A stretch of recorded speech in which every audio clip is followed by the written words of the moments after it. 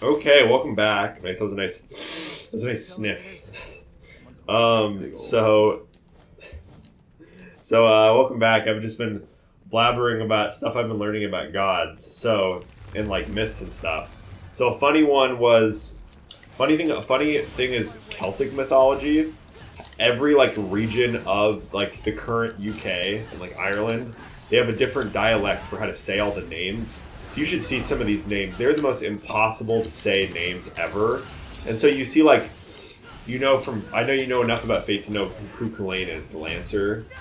Who Culane, the spiky blue hair guy with the lance. You know about the guy from Fate Zero then, right? Yeah. Yeah, his name is Diarmid, and his last name is something that's like impossible to pronounce. It's like Debune or whatever. Cuchulainn has like the easiest to pronounce name in all of the Celtic shit, because there's like so many things that are just a mess of vowels, and like the person that does the videos, she doesn't even know how to say them exactly right, because there's just so many different dialects where it's just straight up wrong to say it one way in one region compared to another region. That's so complicated. Yeah, it's pretty dumb. Anyway, another story from Greek mythology that I think is funny is Atalanta. Do you have an extra jump? Yeah, if you use your taunt in midair, you get more height. Oh. Also, I think I need to buy it, but there's a triple jump where like the little wings come out that you can get to. Oh, that's sick. Yeah, that taunt thing is really cool, though. I didn't even know that. Yeah. Oh. Did not look like you hit that. No, not at all. Anyway, another interesting story about Atalanta. So Atalanta is a character in Fate. Yeah, so, I know about that. Okay, interesting. I knew she was a character from the people. Weird. Anyway, so you know the story about Atalanta? Not at all. She was just I don't remember if she was born to a god or not. She might have been a child of Zeus. I'm not sure. But she was a really strong warrior, and she was a woman, and which was like pretty rare. Her exploits don't really matter. What's the funny part of the story is her. So, think you can make it all the way here? Lol. Her exploits are not really important. Specifically, just the story of how she got married is really funny, and that's so she challenged any suitor. She had because she was like a really strong, pretty warrior woman. She had like 1 million suitors that wanted to marry her, right? Uh-huh. So she was like, if you can beat me in a foot race, you can marry me, but if you lose, I'll kill you. So this went on for a while. She killed like a lot of these people. But that was just like, and that's such like an ancient Greek thing to do. Just be like, well, if you lose, I'm just going to kill you. But that being said, there were still a lot of suitors, and she beat a ton of them and killed a bunch of them. And so the story goes, the dude that ended up beating her, he goes to Aphrodite and he says, look, okay, I want to marry Atalanta. And Aphrodite was like, oh, that'd be cute. Sure, let's do that. So he gives him golden apples. So what golden apples do in the context of this story is he races Atalanta, and Atalanta doesn't really want to race him because she kind of likes him already and she doesn't want to kill him. Uh-huh. So she's like, she's trying to like get him to back off. And he's like, no, we're gonna race. And she's like, okay, fine, whatever, So she gives him a little bit of a head start, but because she's way faster and like just a way stronger warrior or whatever, she catches up to him, right? Uh-huh. So what he does, I forgot we just end up at this here again in Arisen again. It's kind of weird. Hey, douchebag. What triggers the end of this fight? You have to beat him, I think. But you only have to beat him. Dried up Dante jerky? Because he gets up. Well, yeah, you guys will see that, but he gets up and he stands up after it, and then you don't have to beat that part. But when he's sitting down, you have to beat him up to get him to stand up and be like, okay, now I'm gonna end it now. But No, I'm gonna try. yeah, Okay. Anyway, dumb DMC plot. Yeah. So what he does is the golden apples in the context of the story. If you drop a golden apple, the person you drop it in front of has to pick it up. They can't ignore it. They have to pick it up. So he drops a golden apple. Atalanta looks at it, picks it up, and then catches up to him.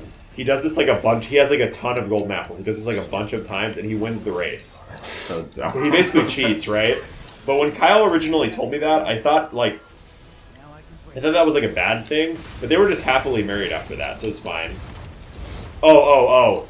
Oh, so Atalanta, I don't remember her exact origin, but she's a warrior of Artemis. She was raised by bears in the woods by bears, and then civilization eventually finds her like a human couple raise her. To which it's interesting that there's like a million childless human couples that end up taking in gods or like demigods and like raising them. It's like sounds like Superman. Yeah. Oh, yeah. That which would be the inspiration. That totally makes sense because that happens like numerous times, like a bunch of times. Yeah, but the last myth I'll talk about. I've just been talking about myths for like a while. Is as the story of Pandora. So do you know what the story of Pandora is? With the box. Well, yeah, with the box. But the Pandora was created by Zeus as a punishment to man. He made a woman. That's like what the story is. That's like the meaning of the story. I feel like I learned that like once. Yeah. Well, that's kind of fucked because the story is pretty kind of hilarious that like he makes the one woman as a punishment to man, right? And that like it's funny. That's like not really like the Garden of Eden story where Eve forbidden fruit and then mankind gets punished or whatever. But it kind of feels similar, sort of. Yeah. I don't know. Because like the idea behind that story is that God created woman from man to like so like man would have like a companion or whatever, right? Yeah. I mean, that's the idea behind the Bible story anyway. It's not like because he just makes Pandora because he's like women bad. I don't know. It's kind of funny. Anyway, oh, nice dodge. You're not. You just like rolled under that, right? Yeah. You're not invincible while you're rolling, right? No. Yeah, that wouldn't really you make sense for a game like this. That's one of the cool dodges in this game, though, where they're like, we know you can narrowly dodge this, and it's gonna look cool, but Yeah, you gotta like time it and stuff. Be confident in it. Anyway, that's pretty much all I got to say about. it gives him a little cut on his hand. You destroy his dumb shield thingy. Yeah. What was weird because when you first do the fight, like the one that you like lose in the prologue, it's confusing. Like you're like, why can't I hit him? Like the thing keeps getting in the way. You're like, yeah, because you don't even know what's. I didn't even know what was happening. No, it's not clear at all, and there's no like visual. It's just a shiny thing, and there's a million things going on. So yeah, like, and it's super shiny, and Dante's there, and he's like getting his ass beat, and that's just weird, dude. He's like, fine, I'll do it myself. He does the Thanos thing. Or something. Marvel. Yeah, funny Marvel? Yeah. Haha. Dude, what if like Thanos was like, like Super Smash Bros? I don't know, I was trying to think of something stupid. That'd be awesome. What if Thanos was like had like a Reddit account, Yeah. Anyway. He'd be on like gardening tips or something, like after he killed everybody. He'd be like, He seemed like all he wanted to do was just garden. yeah. Just chill. He'd be on Of course, that scene, honestly, looking back at that movie, that scene feels really weird. Yeah. There's nothing satisfying about that scene. The fact that they just go find Thanos and then just kill him. Yeah, it's... And he destroyed all the Infinity Stones, so they could have just gone to him and he'd be like, I don't have any of the Infinity Stones. And then, I mean, I feel like they could have just let him go and it would have had the same effect. Yeah, I mean, maybe when they reverse everything, he tries to... But I feel like the snap weakened him so much that it didn't really matter. Yeah, I think the whole thing was just to get Thor to mad. Yeah, get Thor mad and to have him vent a lot of anger, and then to have him have a conflict with him and the other ones, because then he's Fat Thor later. Yeah. So I gotta say, free of the because that scene happens right afterward, and then there's a time skip, right? Yeah. So what I barely remember this fight, not gonna lie. This one specifically. I remember all the other fights against Urs, and this one I don't really remember. Really annoying. It's basically the same as his regular fight, but he's standing up. Yeah. Well, yeah. So his tentacles seek you out, and they're really annoying. I'm gonna lose it. It's really hard. But... What I'll say? So you can just use an orb. Yeah. You don't have to win this one. You don't have to win this one. I'm just trying to see if I can do it. God, he does so much damage. Yeah. So what I will say about the Fat Thor thing is that sometimes you have to be fair to the work. and you have to examine it free of like the cringe the internet has formed around it.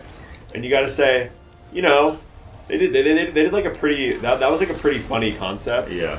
And then like the internet was like kind of, you know, poo-poo stinky, and it like wasn't as funny. But you know, yeah, no, as an idea, it was a funny idea, right? And he played Fortnite, and it was epic. But yeah, and that was also a funny idea. Yeah, it was fun. I laughed really hard when he was playing Fortnite. Yeah, that was pretty funny. Did we ever talk about the time?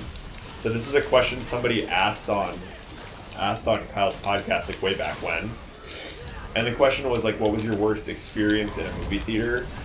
And maybe this wasn't on the podcast. I've just like talked to Kyle about this question before. Maybe we talked about this when he was recording with me. I just don't remember. But that's why I don't. There's a move I've been trying to do, and when I do it, it's just but anyway, it was the time our friend Connor stood up at Avengers Endgame and said, and when Paul Rudd showed up, like the first time Ant-Man was on screen, and said, "Woo, Paul Rudd, I love you!" And he like yelled it in the theater. And so what's funny is, one of the guys that lived on my floor in the dorm, I was talking to him about the movie afterward, and he was like, "Yeah, some jackass stood up in our theater and yelled about how he loves Paul Rudd," and I was like, "Oh my god, I love that so much."